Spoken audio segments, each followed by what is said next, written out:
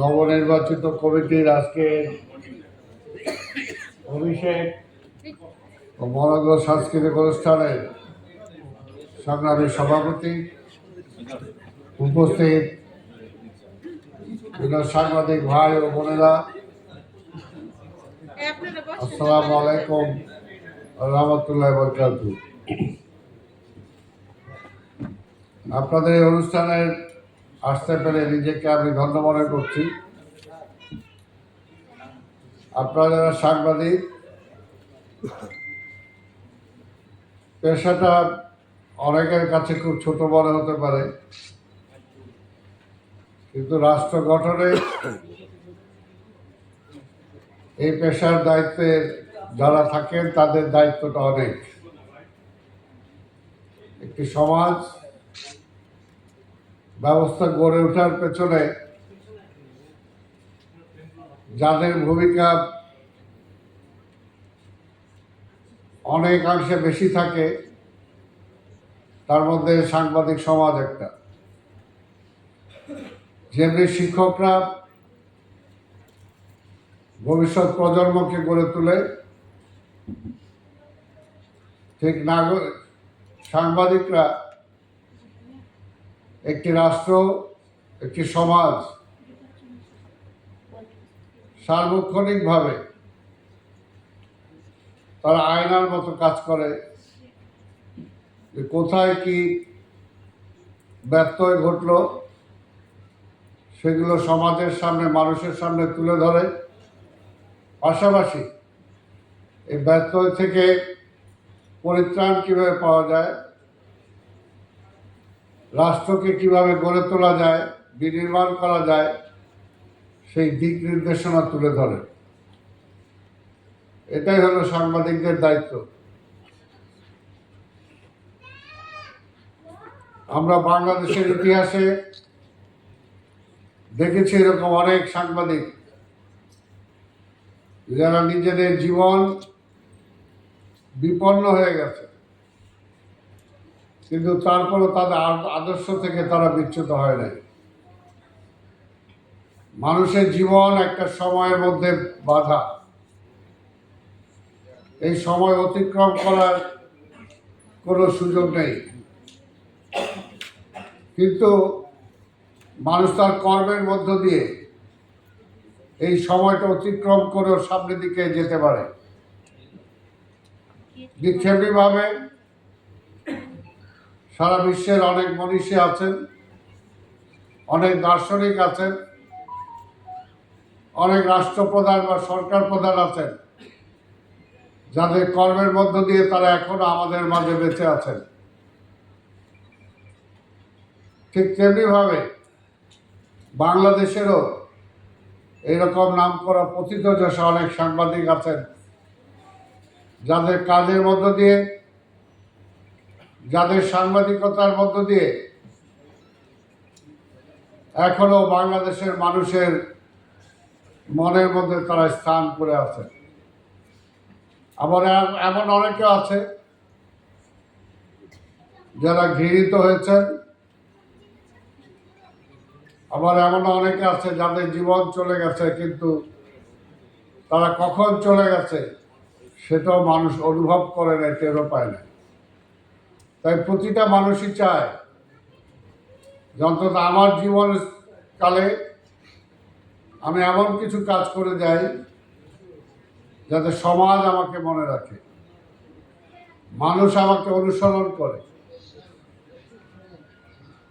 সেটারই একটা সুযোগ আছে যারা এই মহান পেশায় জড়িত থাকেন।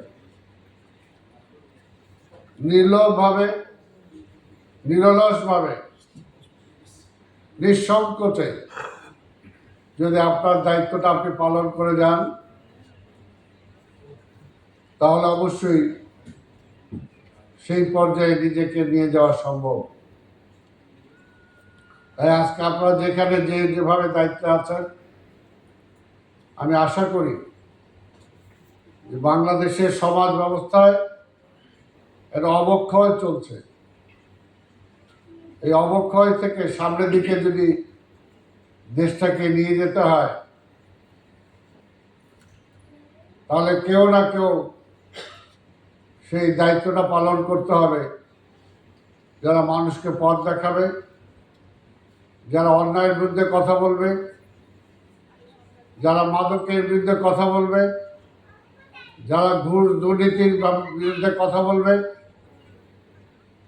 এই ধরনের মানুষ আজকে খুবই বড় অভাব। আজকে সবাই, বেশিরভাগ মানুষ তার নিজেকে নিয়ে ব্যস্ত,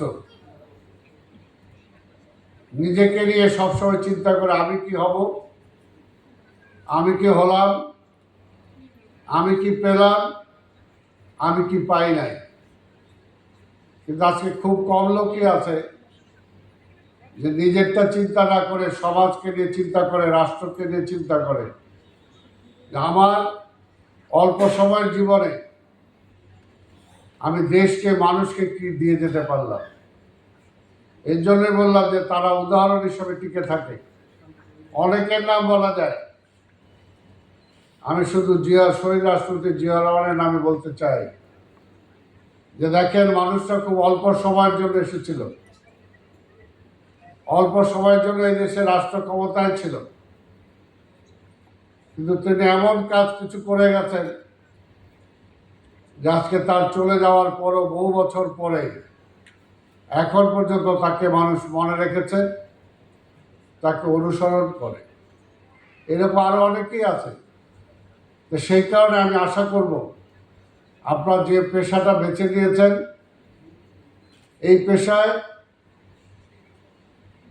স্বাভাবিকভাবে সবাই বিশাল সম্পত্তির মালিক হতে পারবেন না। একটা বিলাসী জীবন হয়তো আপনাদের আসবে না। তাই সেগুলো ত্যাগ করার মানসিকতা নিয়ে যদি মানুষের জন্য কাজ করতে পারেন, তাহলে দেখবেন হয়তো যে কোনো একটা সংবাদের জন্য আপনি বাংলাদেশে সবার মণিকোঠায় স্থান করে নিয়েছেন। যে কোনো একটা সংবাদের জন্য সারা পৃথিবীতে আপনার নাম আলোড়িত হয়েছে, এবং সেটাই হবে পাওনা, যেটা অনেক সংবাদপত্রে অনেক মালিক আছে, কোটি কোটি টাকা খরচ করে পত্রিকার মালিক, মিডিয়ার মালিক হয় বা সম্পাদক হয়, অনেককে তাদেরকে চিনেও না। কিন্তু যে কোনো একটা কলামিস্ট যদি ভালো কিছু লিখে, তাহলে কিন্তু তারে কিন্তু অনেকেই মনে রাখে, অনুসরণ করে। তো সেই কারণেই আমি আশা করব যে আপনাদের মধ্য থেকে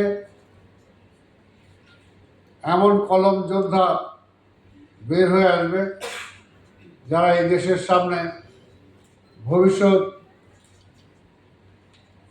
নাগরিকদের গড়ে তোলার জন্য কাজ করবেন, সমাজকে বিভিন্ন অসঙ্গতিকে তুলে ধরবেন, রাষ্ট্রীয়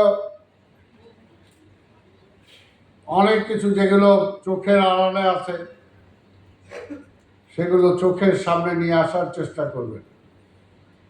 সবসময় শুধু নেগেটিভ সংবাদ দিয়েই কিন্তু দৃষ্টি আকর্ষণ করা যায় না, সমাজকে সামনের দিকে নিয়ে যাওয়া যায় না। অনেক পজিটিভ নিউজও আছে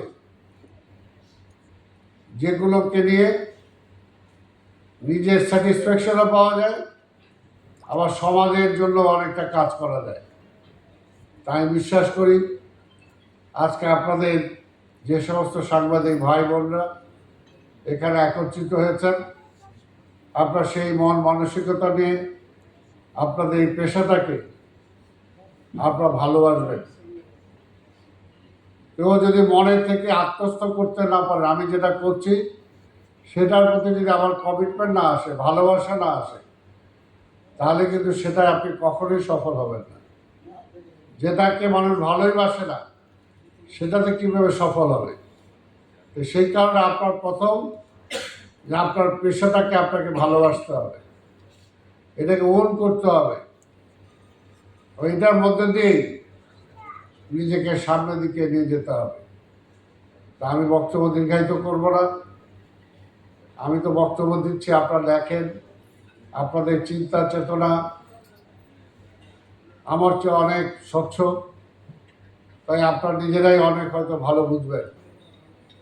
তা আমি আশা করব বাংলাদেশের বর্তমান যে অবস্থা, আজকে সারা বিশ্বের যে অবস্থা, এই অবস্থায়